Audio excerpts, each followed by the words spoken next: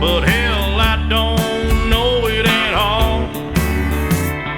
One thing that's for certain, and I think old Hank would agree, that sure don't sound like country to me.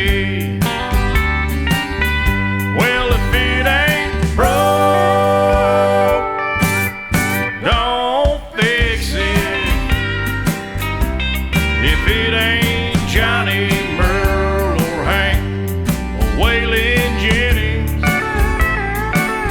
if it ain't got that honky-tonk horn like Ernest Tubb had from the start, if it ain't broke, don't fix it.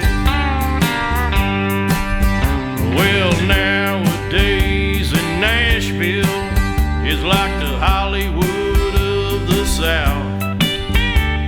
So-called country singers singing songs they know nothing about. Swimming